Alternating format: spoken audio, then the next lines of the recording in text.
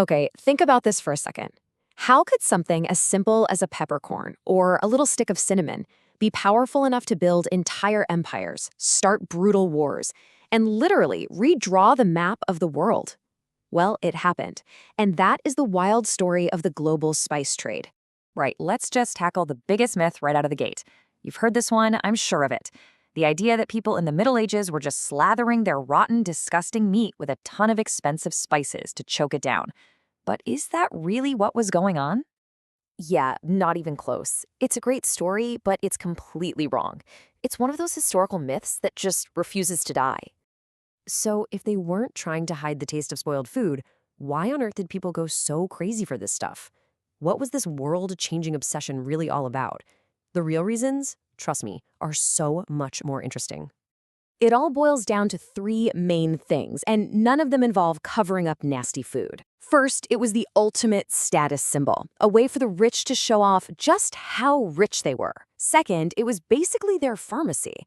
And third, it was a huge part of religious life. We're talking about power, health, and salvation, not just a little extra flavor.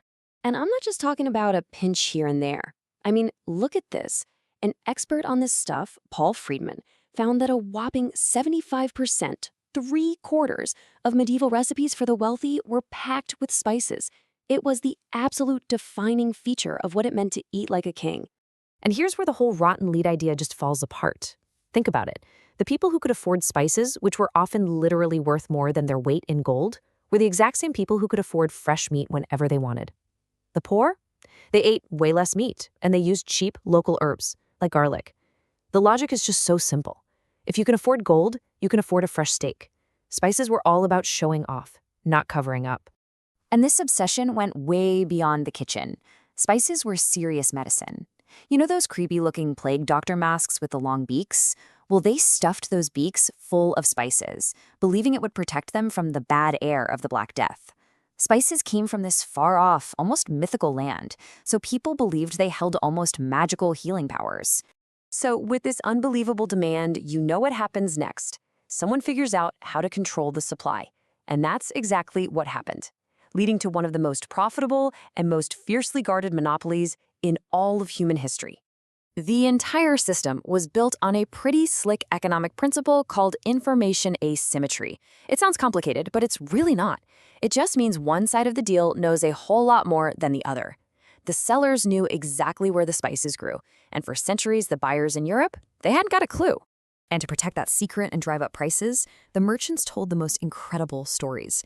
They'd talk about having to fight off giant flying monsters to snatch cinnamon from their nests on the sides of cliffs. It sounds wild, but it was just a brilliant and very effective business strategy. Keep them in the dark and charge them more. So this was the real journey. And man, it was an epic.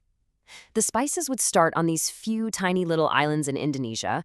From there, they'd go through the port of Malacca, then get passed along a chain of different merchants across the sea, and finally get sold to Venetian traders in Egypt. Every single time they changed hands, you better believe the price went up. So just how much did the price go up? Brace yourself for this number. By the time a pinch of nutmeg got from the island where it grew to a kitchen in London, the price could be marked up by as much as 32,000%. I mean, that's just a mind-bending amount of profit.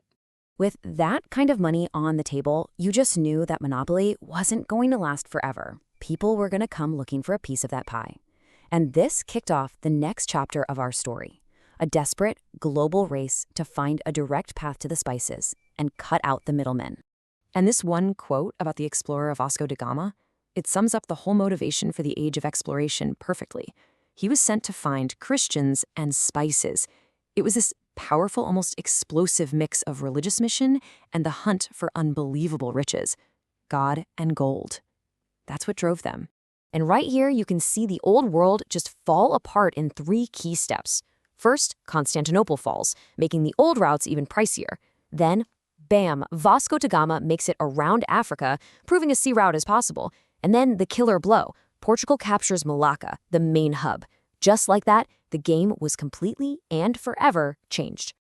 I mean, just look at the before and after. The old way was a long, complicated mess with a dozen people taking a cut. The new way, a straight shot across the ocean, direct access. Portugal didn't just break the old monopoly, they immediately turned around and built their own. So, okay, cool story from hundreds of years ago, but why does any of this still matter? Well, because this mad dash for flavor is what forged the modern world we're all living in right now. Let's connect the dots.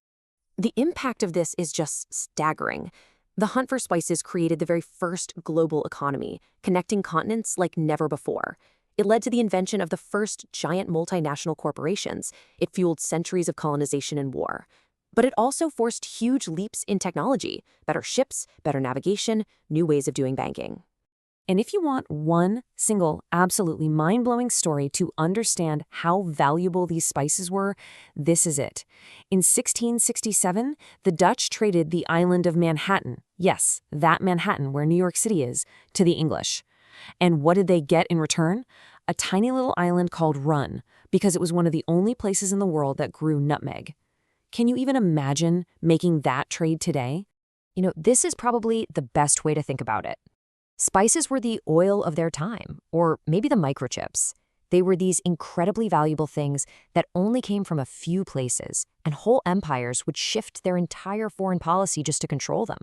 So in the end, this ancient craving for flavor didn't just change our dinner plates. It literally laid the foundation for our modern, interconnected world. Which really just leaves you with one last question, doesn't it? What's the spice that drives our world today? What's the precious thing that we're all racing for now?